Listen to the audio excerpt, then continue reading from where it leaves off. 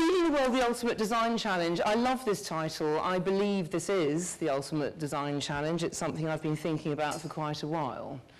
And in fact, I think it's one of those design challenges that is all a question of perspective. If you imagine the world as Apollo astronauts first saw it, and imagine the problem from that kind of perspective, it's very tempting to resort to mathematics. It's very tempting to start saying, well, you know, there's 6 billion people on the planet now, and there's going to be 9 billion by 2050, and that means 18 billion meals now, and however many billion by 2050, 27 in fact, she said, doing a quick bit of calculation there. You know, how do we produce that much food, and how do we physically distribute it? Now, this is completely the wrong way of thinking about this problem. And I'm going to explain to you why I think that's completely wrong. And the reason is, in a nutshell, that feeding the world is not a physical problem. It's a cultural problem. And that's what I'm really going to talk about today. So cultural, what does that mean? Well, it means that, you know, it's not the blue marble particularly that we're dealing with here. It's actually places like this. Cities like Shanghai, where, as we all know, more than half of the global population now lives.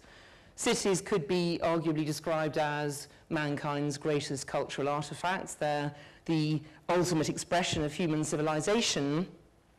And we're very, very used to living in them as if that was the most normal thing in the world. You know, we take it for granted that if we go out, I expect most of us have got dinner planned after this. I know I have.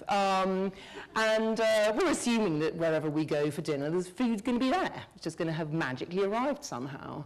But when you think that for a city the size of London, enough food for 30 million meals has got to be produced somewhere, transported, bought and sold, cooked, eaten by us, and then got rid of, and that process has to happen every day for every city on Earth, it's absolutely extraordinary that cities get fed at all.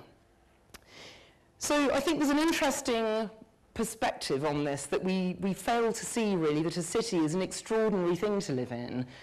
And that actually, when we think of places like this, we shouldn't think of them as places made of bricks and mortar and so on. We should actually think of them in the same, as it were, mental imagination as we think of places like this. Because it's places like this, the Mato Grosso in Brazil, that have been evolving alongside cities in order to feed them.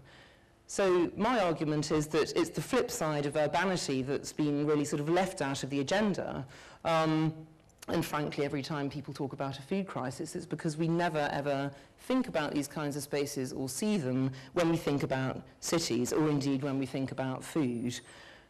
So, as I say, living in cities, it's a question of perspective. We've inherited an urban view of the world. We've inherited a view that sort of sees the landscape as something in a way that's either beautiful or useful, but as something that essentially serves us as we live in the city, forgetting that because we live in cities, we don't understand the most fundamental relationship in our lives, which is that with the land that feeds us, and that in fact we're as dependent on it as our ancient ancestors were.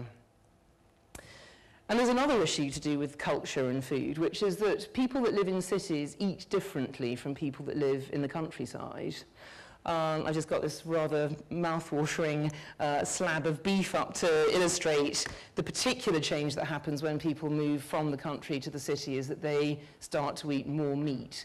Meat is a privileged food, it always has been. It's much harder and more ecologically difficult to produce. It takes something like 10 times as much grain to feed a human if it passes through a cow first, and yet a third of the global grain crop is currently going to feed animals rather than humans. So it's a very, very unsustainable food to eat and a very ecologically damaging one to produce.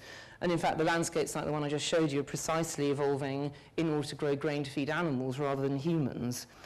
We don't see that either. And it raises the question of what is food? What is a meal? You know, is it a sort of 2,000 calorie blob of something, you know, sort of 2001: A Space Odyssey, a little bit of green goo that you just shove down you and sustains you?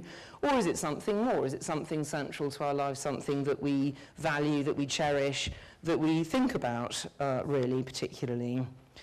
And of course, this question of what is food and what is a meal is an escalating problem. It's becoming something, to resort back to the maths for a moment, that we are going to have to think about a lot harder because the urban population is going to double by 2050, and it is reckoned that the global meat and dairy population will also double by 2050. So urbanity and carnivorousness are accelerating at precisely the same rate.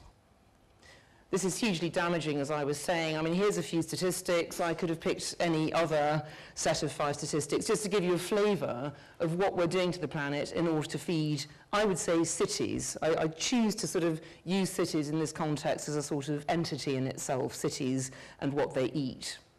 So 19 million hectares of rainforest every year roughly are lost to create new arable land like the Mato Grosso picture I showed you. And yet, at the same time, we're losing an equivalent number of existing arable land to salinization and erosion because of this monocultural method of production. Every calorie of food we eat in the West has taken about 10 calories to produce, so it's a hugely wasteful food production system we have. And yet, half the food produced in the USA is thrown away. That's another cultural issue, waste. And of course, as Claire mentioned in her introduction, the ultimate absurdity of the way we feed ourselves now is that roughly 1 billion worldwide are overweight, while a further 1 billion are undernourished. So none of it really makes very much sense.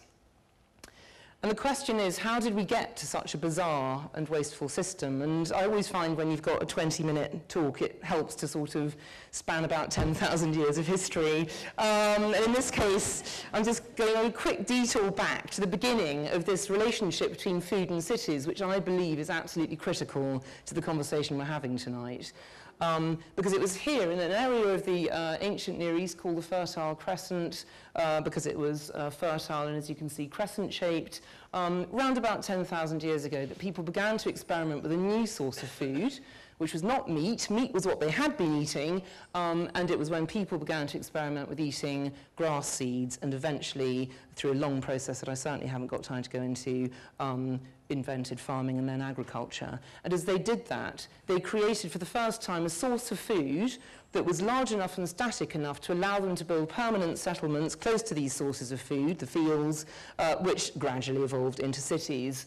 And a little group down here in southern Mesopotamia are what archaeologists, I realise another of our speakers is an archaeologist, so he might have something to say about this, but basically they agree could be called cities because they're complex enough to deserve that title. So farming and cities grew in the same place at the same time in a parallel evolution, and it's not an accident because grain is the only food that can sustain urban populations, even if it goes through a cow first.